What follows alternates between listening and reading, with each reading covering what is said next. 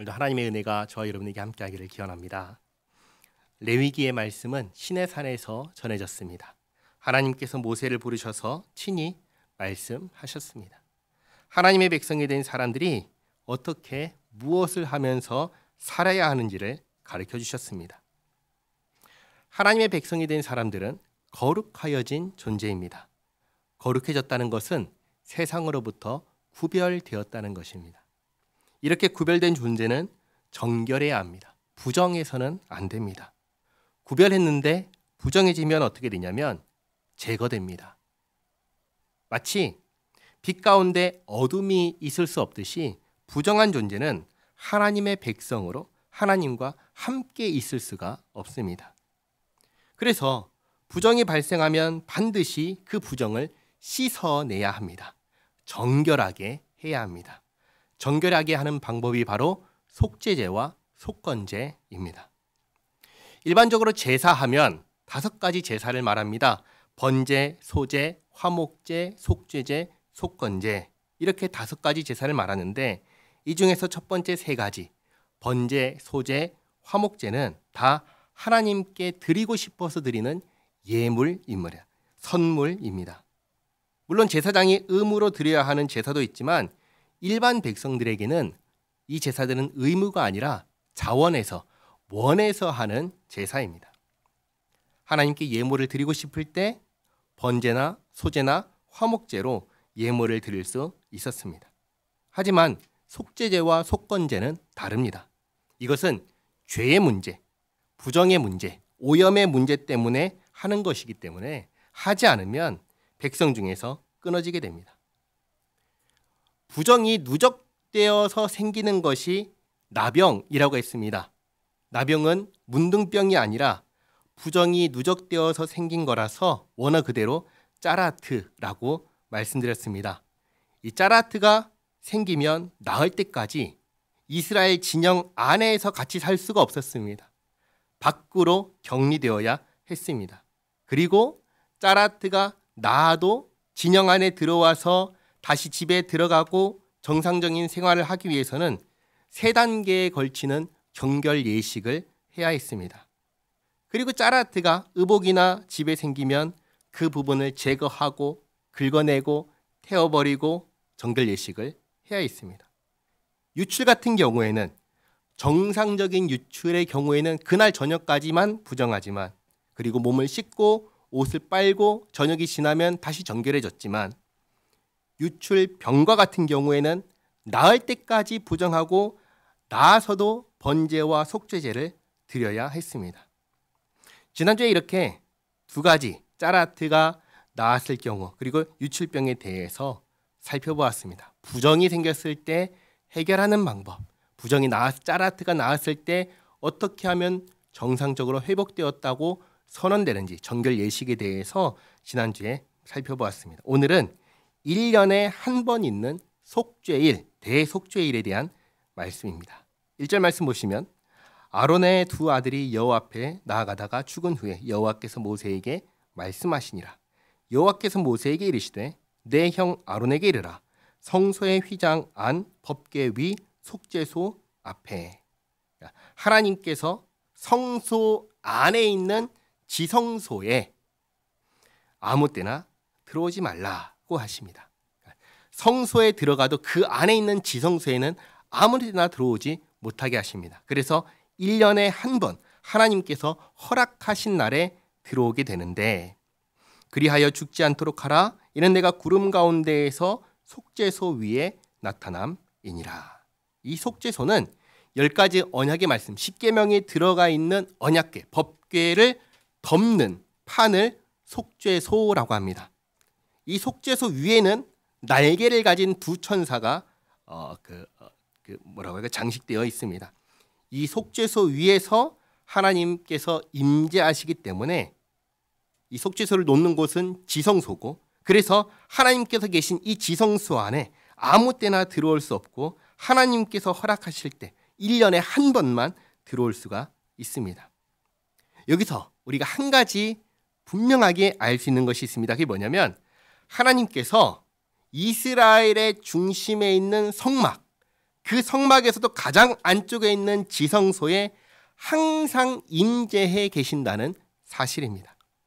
이 말씀은 하나님께서 이스라엘과 하나님의 백성과 함께 하신다는 것을 알려주는 말씀입니다. 그러니 한번 생각해 보시기 바랍니다. 하나님께서 우리와 이스라엘과 함께 하신다는 것이 눈에 보일까요? 안 보일까요? 눈에 안 보입니다. 근데 그 당시에는 눈에 보일 수도 있습니다. 왜냐하면 아침에는 구름 기둥으로 밤에는 불 기둥으로 함께 하셨으니까 그 구름 기둥을 보면서 하나님께서 함께 하시는구나 생각할 수 있었죠. 그러나 보이지 않는다라고 했을 때에는 지성소 가장 안쪽에 이스라엘 진영 중심에 있는 성소, 그 중심에 있는 지성소에 계시는 하나님의 임재는 보이지가 않는 거예요. 그러나 눈에 보이든 보이지 않든 간에 중요한 것은 뭐냐면 하나님께서 하나님의 백성들과 함께 하신다는 사실입니다. 우리가 이 이야기를 할 때 하나님께서 함께 하지 않으시는데 함께 하신다고 가정하는 것이 전혀 아닙니다. 상상하는 게 전혀 아닙니다. 실제로 함께 하시기 때문에 함께 하신다고 말씀을 드리는 것입니다. 하나님의 백성들은 하나님께서 나와 함께 하신다는 사실을 가지고 오늘을 살아가는 사람들입니다. 이것을 잊지 마시기 바랍니다. 하나님께서 나와 실제로 함께 하신다는 이 사실을 바탕으로 살아가는 사람들이 우리들 하나님의 백성들입니다. 자, 1년에 한 번 지성소에 들어오기 위해서 어떻게 해야 하는지 이제 말씀하십니다. 3절에 아론이 성소에 들어오려면, 이때의 성소는 지성소를 말합니다. 지성소에 들어오려면 수송아지를 속죄제물로 삼고 순양을 번제물로 삼고, 이거는 준비하라는 것입니다. 수송아지 한 마리를 속죄제물로 준비하고 순양을 번제물로 준비합니다. 그리고 4절에 거룩한 세마포 속옷을 입으며 세마포 속바지를 몸에 입고 세마포 띠를 띠며 세마포 관을 쓸지니 이것들은 거룩한 옷이라 물로 그의 몸을 씻고 입을 것이며. 아론의 직분은 대제사장입니다. 그런데 대제사장인데 1년에 한 번 지성소에 들어가기 위해서 입는 복장을 보면은 대제사장의 화려한 복장을 입지 않습니다. 제가 나눠드린 간지를 보면은 제사장, 대제사장이 입는 옷이 있고 그리고 속죄일에 대제사장이 입는 옷이 있습니다. 보시면 차이점이 보일 거예요. 대제사장이 대속죄일에 지성소에 들어가기 위해서 입는 옷은 일반 제사장처럼 있습니다. 거룩한 대제사장의 모든 특별한 옷을 입지 않는데 이때 입는 옷은 또 세마포로 만든 옷을 입습니다. 그렇게 입고 그 다음 5절에 이스라엘 자손의 회중에게서 속죄제물로 삼기 위하여 순염소 2마리와 번제물로 삼기 위하여 순양 1마리를 가져갈지니라. 순염소 2마리는 이스라엘 온 회중의 속죄제물로 준비하고 순양 1마리는 번제물로 준비합니다. 이렇게 이제 제물을 준비한 다음에 6절 아론은 자기를 위한 속죄제의 수송아지를 드리되 자기와 집안을 위하여 속죄하고 또 그 두 염소를 가지고 회막문 여호와 앞에 두고 두 염소를 위하여 제비 뽑되 1마리는 여호와를 위하고 한 제비는 아사셀을 위하여 할지며 아론은 여호와를 위하여 제비 뽑은 염소를 속죄제로 드리고 아사셀을 위하여 제비 뽑은 염소는 산채로 여호와 앞에 두었다가 그것으로 속죄하고 아사셀을 위하여 광야로 보낼지니라. 이렇게 먼저 간략하게 제사 순서를 말합니다. 먼저 대제사장의 속죄를 위해 수송아지로 속죄제를 드립니다. 그 다음에 이스라엘의 속죄를 위해서 순염소 2마리 중에 1마리는 하나님께 속죄제로 드리고 남은 1마리는 광야로 보냅니다.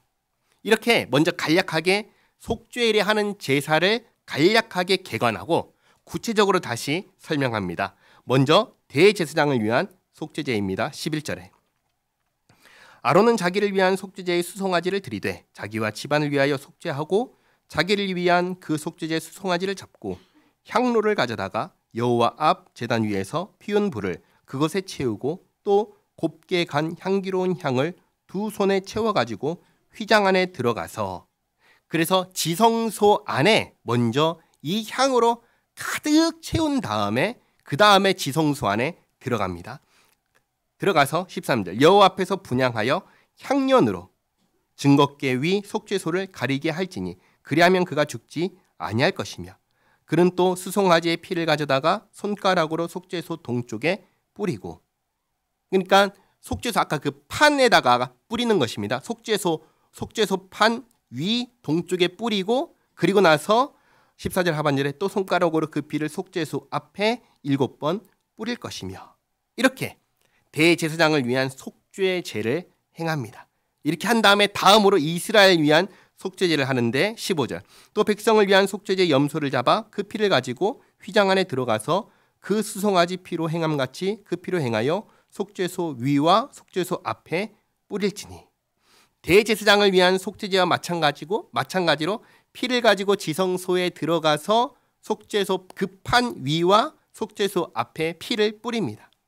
16절 곧 이스라엘 자손의 부정과 그들이 범한 모든 죄로 말미암아 지성소를 위하여 속죄하고 또 그들의 부정한 중에 있는 회막을 위하여 그같이 할 것이요. 속죄일에 이렇게 하는 것은 지성소와 회막이라고 쓴 회막은 성막입니다. 성막을 정결하게 하기 위해서 하는 것이죠. 그렇게 해서 17절 그가 지성소에서 속죄하러 들어가서 자기와 그의 집안과 이스라엘 온 회중을 위하여 속죄하고 나오기까지는 누구든지 회막에 있지 못할 것이며 이날에는 아무도 성막에 들어가지 못하고 오직 대제사장만 들어가서 속죄제를 진행합니다. 18절 그는 여호와 앞 제단으로 나와서 그것을 위하여 속죄할지니 곧 그 수송아지의 피와 염소의 피를 가져다가 이번에는 제단을 정결하게 하기 위해서 대제사장이 속죄와 이스라엘의 속죄를 위해 잡은 제물의 피를 그 두 짐승의 피를 하나로 함께 섞어가지고 제단 귀퉁이 뿔들에 바르고 또 손가락으로 그 피를 그 위에 7번 뿌려 이스라엘 자손의 부정에서 제단을 성결하게 할 것이요. 이렇게 하면 이제 지성소와 회막과 제단을 위한 속죄 의식이 끝납니다. 자, 그러고 나면 20절 그 지성소와 회막과 제단을 위하여 속죄하기를 마친 후에 살아있는 염소를 들이되 아까 이스라엘 회중을 위해서 준비한 속죄 제물 순염소 2마리 중에 1마리는 번제로 잡았으니까 남아있는 순염소 살아있는 순염소입니다. 이것에게 21절 아론은 그의 두 손으로 살아있는 염소의 머리에 안수하여 이스라엘 자손의 모든 불의와 그 범한 모든 죄를 아뢰고 그 죄를 염소의 머리에 두어 미리 정한 사람에게 맡겨 광야로 보낼지니 염소가 그들의 모든 불의를 지고 접근하기 어려운 땅에 이르거든 그는 그 염소를 광야에 놓을지니라. 아멘. 이 염소를 아사셀 염소라고 부릅니다. 아사셀에게 보내는 염소인데 대제사장이 이 염소에게 이스라엘의 모든 불의와 죄를 전가합니다. 그래서 이스라엘의 모든 불의와 죄를 짊어진 상태로 광야로 보내죠. 이렇게 보낼 때 미리 정한 사람이 이 아사셀 염소를 데리고 광야로 나갑니다. 그리고 더 이상 가기 어려운 데까지 데려간 후에 광야로 보내버립니다. 이렇게 함으로써 지성소와 성소와 제단과 이스라엘의 모든 부정과 죄를 다 제거합니다. 이렇게 한 후에 23절 아론은 회막에 들어가서 지성소에 들어갈 때 입었던 세마포 옷을 벗어 거기 두고 지금까지 입고 있던 옷을 다 벗고 거룩한 곳에서 물로 그의 몸을 씻고 자기 옷을 입고 나와서 그러니까 몸을 씻고 다시 이제는 대제사장의 그 위험한 화려한 옷을 다시 갖춰 입고 자기의 번제와 백성의 번제를 드려 자기와 백성을 위하여 속죄하고 앞에서 준비한 제물 중에 번제를 위한 제물이 남았습니다. 그것으로 번제를 드립니다. 그리고 아까 드린 속죄 제물의 경우에는 고기와 기름과 피 잡았으면 고기와 기름과 피가 이렇게 나오는데 피는 지성소에 가지고 가서 속죄소 위와 앞에 뿌렸고 제단에 발랐으니까 이제 남은 것은 고기와 기름을 처리하는 건데 먼저 기름은 제단에서 불사르고 고기는 밖으로 가져가 태웁니다. 그리고 속죄 제물의 가죽과 고기를 밖으로 가져다 태운 사람과 또 이스라엘의 부정과 죄를 짊어진 염소를 아사셀에게 보낸 사람은 진영에 들어가기 위해서 옷을 빨고 물로 몸을 씻어야 합니다. 그게 25절부터 나오는 말씀입니다. 속죄제물의 기름을 제단에서 불사를 것이요 염소를 아사셀에게 보낸 자는 그의 옷을 빨고 물로 그의 몸을 씻은 후에 진영에 들어갈 것이며 속죄제 수송아지와 속죄제 염소의 피를 성소로 들여다가 속죄하였은즉 그 가죽과 고기와 똥을 밖으로 내다가 불사를 것이요 불사른 자는 그의 옷을 빨고 물로 그의 몸을 씻은 후에 진영에 들어갈지니라. 자, 이렇게 하는 것이 1년에 한 번 있는 대속죄일에 하는 속죄 의식입니다. 29절 너희는 영원히 이 규례를 지킬지니라. 일곱째 달 곧 그 달 10일에 그러니까 7월 10일에 너희는 스스로 괴롭게 하고 아무 일도 하지 말되 본토인이든지 너희 중에 거류하는 거류민이든지 그리하라. 이날에 너희를 위하여 속죄하여 너희를 정결하게 하리니 너희의 모든 죄에서 너희가 여호와 앞에 정결하리라. 이는 너희에게 안식일 중에 안식일인즉 너희는 스스로 괴롭게 할지니 영원히 지킬 규례라. 기름 부음을 받고 위임되어 자기의 아버지를 대신하여 제사장의 직분을 행하는 제사장은 속죄하되 세마포 옷 곧 거룩한 옷을 입고 지성소를 속죄하며 회막과 제단을 속죄하고 또 제사장들과 백성의 회종을 위하여 속죄할지니 이는 너희가 영원히 지킬 규례라. 이스라엘 자손의 모든 죄를 위하여 1년에 한 번 속죄할 것이니라. 아론이 여호와께서 모세에게 명령하신 대로 행하니라. 아멘. 자, 이제 정리하겠습니다. 아론의 두 아들 나답과 아비후가 하나님께서 명령하시지 않은 불로 허락 없이 함부로 성소에 들어가서 분향하다가 죽었습니다. 그 일이 있고 난 후에 하나님께서 대속죄일을 지키라 하셨습니다. 우리는 이전에 나병이라고 하는 것을 보았습니다. 성경에서 말하는 나병이란 문둥병이 아니라고 했습니다. 그것은 부정이 해결되지 않고 누적되어 쌓여서 생긴 것이 나병이라고 했습니다. 짜라트라고 했습니다. 이스라엘이 아무리 속죄제를 드리고 아무리 속건제를 드려도 매일같이 쌓이는 죄의 부정의 문제를 모두 다 해결할 수가 없었습니다.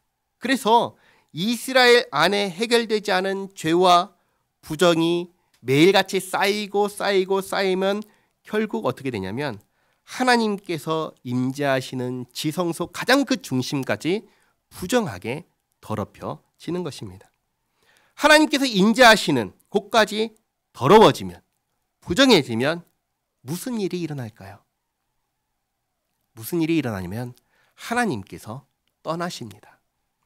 더 이상 함께하지 않으십니다. 이걸 어디서 볼 수 있냐면 에스겔에서 볼 수 있습니다. 에스겔을 보면 성전에서 하나님께서 금지하신 일들을 하기 시작합니다. 우상을 숭배하고 온갖 가증한 일을 합니다. 성전의 가장 중심까지 오염과 부정과 부패가 침투합니다. 그 결과 하나님의 영광이 성전을 떠납니다. 에스겔 8장 6절 말씀 같이 한번 읽겠습니다. 그가 또 내게 이르시되 인자야 이스라엘 족속이 행하는 일을 보느냐 그들이 여기에서 크게 가증한 일을 행하여 나로 내 성소를 멀리 떠나게 하느니라. 너는 다시 다른 큰 가증한 일을 보리라 하시더라. 아멘.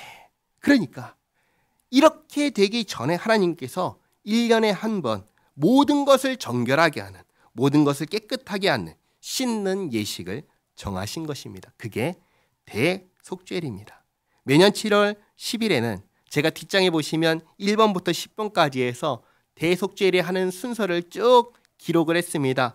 대제사장이 세마포 옷을 입고 먼저 자기 죄를 속하기 위해서 속죄제물을 잡고 그 피를 가지고 하나님께서 임재하시는 지성소에 들어가 속죄의 피를 뿌리고 그리고 이스라엘의 죄를 속하기 위해서 속죄제물을 잡고 그 피를 가지고 다시 지성소에 들어가 속죄의 피를 뿌리고 또 두 피를 섞어서 대제사장이 속죄하기 위해 잡은 제물의 피와 이스라엘을 속죄하기 위해 잡은 제물의 피를 섞어서 제단에 바르고 그리고 이스라엘의 부정과 죄를 아사셀에게 보낸 염소에게 전가하고 염소를 아사셀에게 보내면 대제사장은 세마포 옷을 벗고 몸을 씻고 대제사장 옷을 다시 갈아입어서 번제를 드리고 속죄제물의 기름을 태우고 속죄제물의 가죽과 고기를 다른 사람을 시켜서 밖에서 태우게 하고 그리고 마지막 10번 아사셀에게 염소를 보낸 사람과 속죄제물의 가죽과 고기를 밖에서 태운 사람은 진영으로 돌아오기 위해서 옷을 빨고 몸을 씻고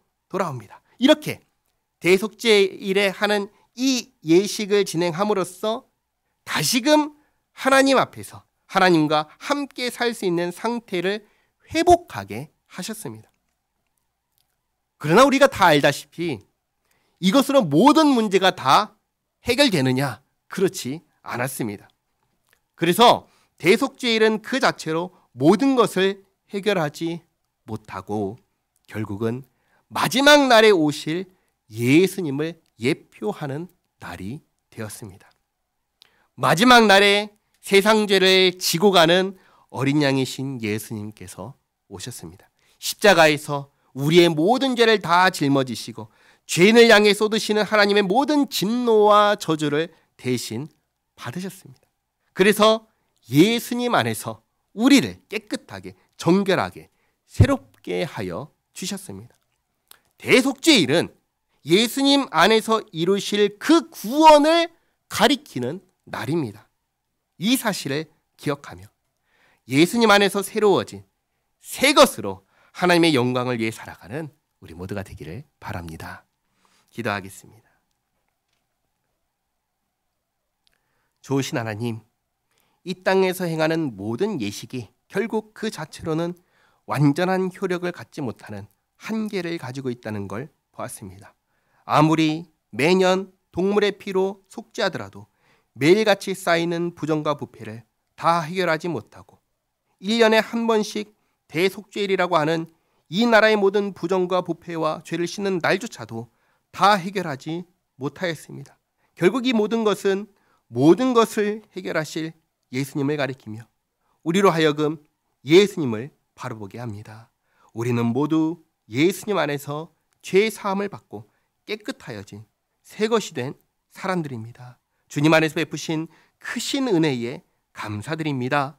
다시는 더러운 곳에 돌아가지 않고 이제는 앞을 향하여 나아가기를 원합니다. 더욱 정결하고 더욱 거룩하게 더욱 주께서 기뻐하시는 바를 생각하며 행하며 살아가는 우리 모두가 되게 하옵소서. 예수님의 이름으로 기도하옵나이다. 아멘.